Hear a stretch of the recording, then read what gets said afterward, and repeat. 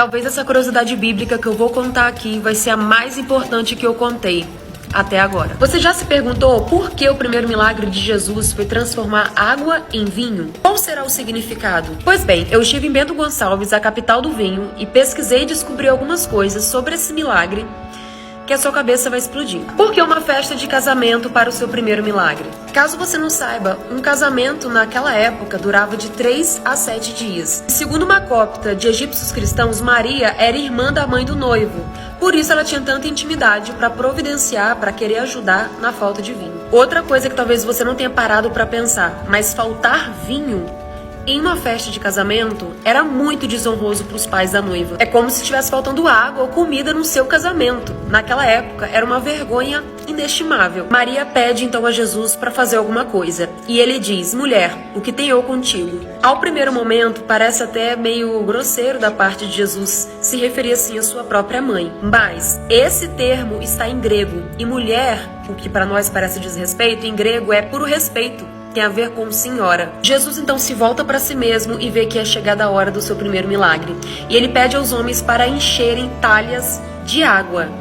Por que não encher os odres vazios de vinho com água, e sim as talhas? Afinal de contas, tinha muitos odres vazios de vinho que Jesus podia enchê-los novamente, mas Jesus prefere encher as talhas. E essas não eram talhas qualquer.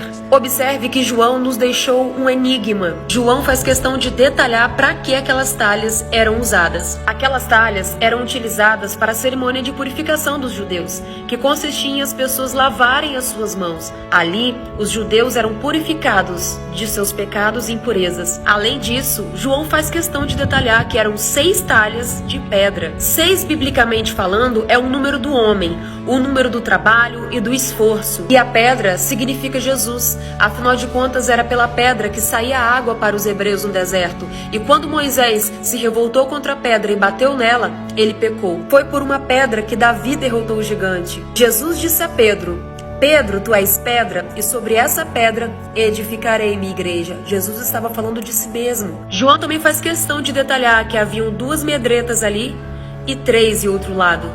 2 multiplicado por 6 talhas dá 12, que são as 12 tribos de Israel. E 3 medretas multiplicadas por 6 talhas dá 18. E 18 no hebraico, a palavra significa vida. Jesus está dizendo: eu estou trazendo vida a Israel, às 12 tribos de Israel. A água que tinham nas talhas para eles se purificarem se transforma agora em vinho. E vinho significa o sangue de Cristo. Jesus está dizendo: a água que vocês usavam para se autopurificar, pelo esforço de vocês, pela lei de vocês, agora se transformou no meu sacrifício. Vocês são salvos pelo meu sacrifício. E não para por aí. A água lava por fora.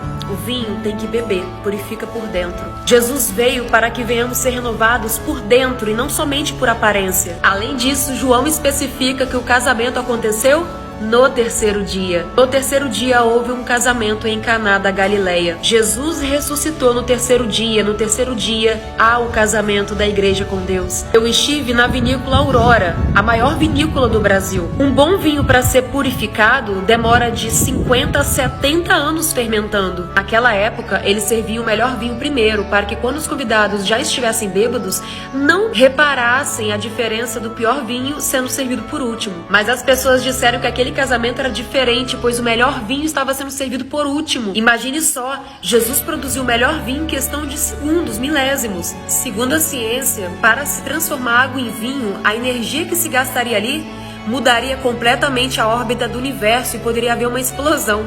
E Jesus canalizou toda aquela energia em questão de milésimos. Outra curiosidade também é que o deus mais adorado naquela região romana era Dionísio, o deus do vinho. E eu estive na fonte de Baco, que é Dionísio, só que Dioniso é na Grécia e Baco em Roma. Os romanos tinham muito apreço por Baco e tinham que ele fosse um grande protetor. Em Roma haviam os bacanais, que eram festas em homenagem a Baco, e consistia de pessoas nuas, sexo sem compromisso e muita bebedeira. Esse é Baco, ou Dionísio.